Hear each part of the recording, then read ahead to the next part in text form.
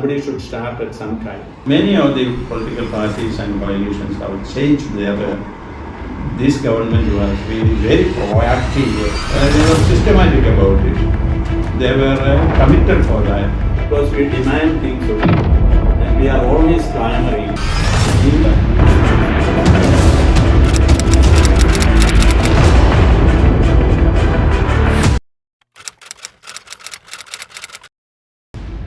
No, we do not have any apprehension against any community regarding their political involvement.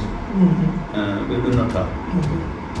Actually, our vision is that every community, every religious community or social groupings have to have their role in politics.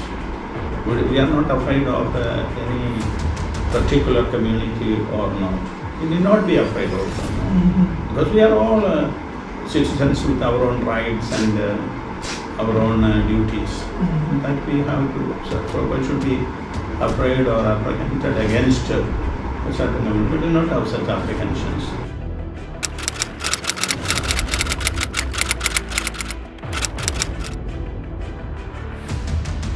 No, we are not disappointed, you see. At every time there is room for representing our views, getting them satisfied, and so on. So we are never satisfied if some opposition comes or somebody speaks against and so on. Of course, we are really happy about that kind of 10% of reservation for the so-called economically backward communities or the general list. Again, speaking it like that.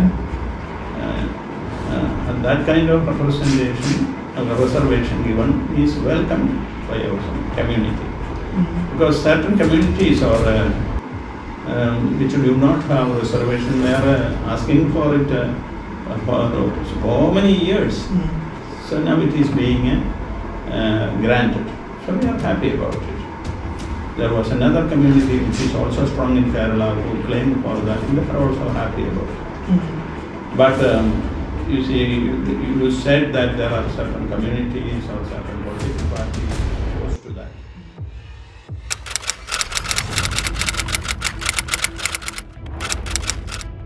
You see, this is a temptation for all our governments to put what we call the use of alcohol free. Why? Because you know that there is income. That is a very large part of the income of the state. So they are all tempted to make it use. But there is a pressure from the community that there should be prohibition, I will not say, a kind of control at least on the use of alcohol by the people. And certain regulations, one after another, were brought also. But then at one time, when they find that money is not coming, they will lose it and then go to another policy decision. That is what is happening now. You see, and in this matter also, we stand for actually abstinence, personal abstinence first. Then we do not say that alcohol is to be prohibited in the sense that by law, if anybody uses alcohol, he should be punished or arrested. Such a kind of negation of the freedom of the people, we do not speak out. But that does not mean that we as church advise people to use alcohol either. Because we are against the use of alcohol by our faith or by practice of our faith. We are against it. But at the same time, what we request from the government is that to discourage as much as possible the use of alcohol.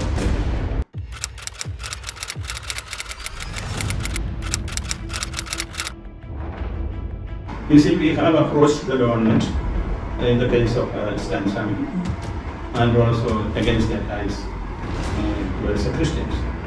The other day also, a sister was ill-treated to put the list, ill-treated in the train and in the railway station. You know, you heard about it. But we have placed our protest against that.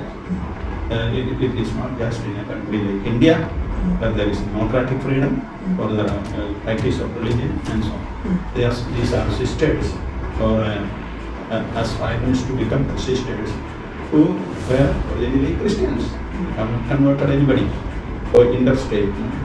And where there is the law against the conversion, anti-conversion. So they wanted to impose it to the poor sisters there. But such things shall not happen in India. So we have protested. I don't think that it is a policy of the central government, or even of the government as a, even if of the government in the place. They may have an anti-conversion bill, but that doesn't mean that people can be attacked or have a question, etc.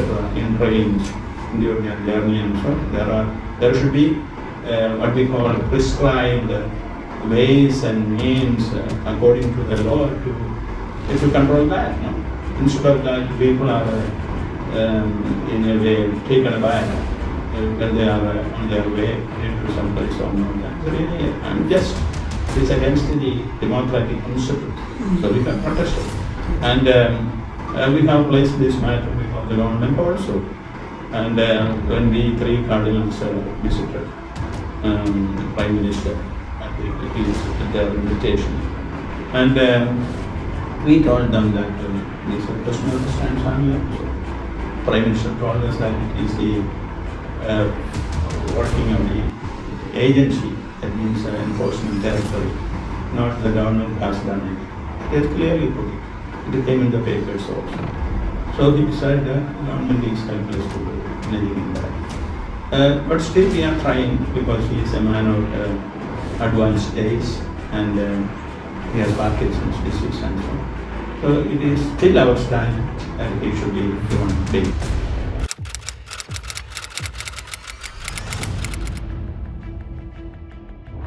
Not only the BJP government, I think every political party and every coalition is engaging themselves with the Christian community. Not only with the Christian community, with every community leader, religious leaders and so on. So it is not only a question of the BJP alone. Everybody is getting involved, because that is needed also, you see. You know that the religious sentiments really is in the core of every person. Even those who do not say, those who say that we do not believe in God, they also have certain things in their heart as ideals in life. When those ideals are questioned, they will protest. Very natural.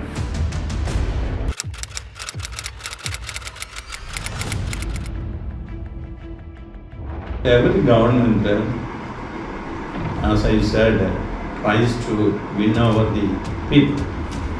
That is their ideal or goal. That they should do that also.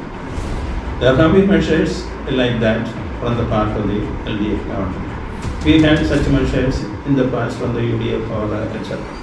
We may have such measures taken by the BJP government in the center, and also if they come to power in certain states, same thing. But nobody is against the people, no. They cannot be against the people. But at the same time, they may have to justify their measures, actions, etc., legislations especially, according to the principles they have enunciated. You see, recently they were saying that these are our items in the manifesto, and we will practice it. Yes. And that is according to their principle, their discussion, their political party or coalition, and they put in the manifesto.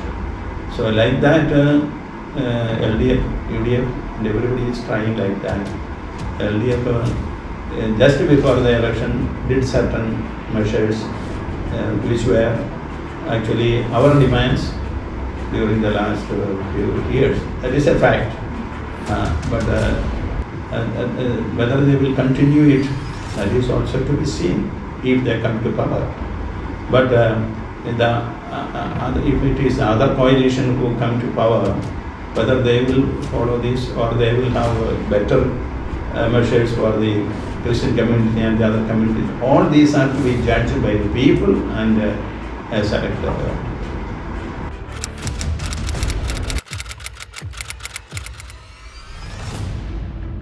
It is really a spontaneous, what we call appreciation, which is in the minds of very many good people in this state. Very many people. So, because of any political affiliation or not, it is not just, it is not to recognize the good somebody has done, or to say only the good of one party alone, etc. So such a kind of declaration alone does not give any approval for a coalition or a party. But at the same time, that appreciation is still there. I am fully convinced of the fact that this government was really very proactive in this time of the what we call the COVID-19 pandemic.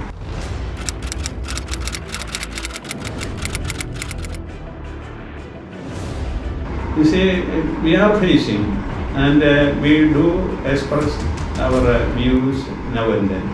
Almost every week, or when situations come like that, we speak out. The church also has become really responsive to these kinds of realities. So concerns are there. Yes. For example, one important concern is this kind of extremist views in religion. Extremist views in any religion is not be tolerated. We cannot have extremism. Holy Father spoke in Iraq that nobody shall kill or destroy others in the name of God. That is in a country where such things happen. So we will not hesitate. The Pope is speaking for the whole church, and we take it into our own hands. So we are against this kind of extremism in religion. We are against also segregating the community or polarizing the communities. It's not good. Polarization, always people think only for vote banks, is not only the interest, cannot be the only interest of the political parties.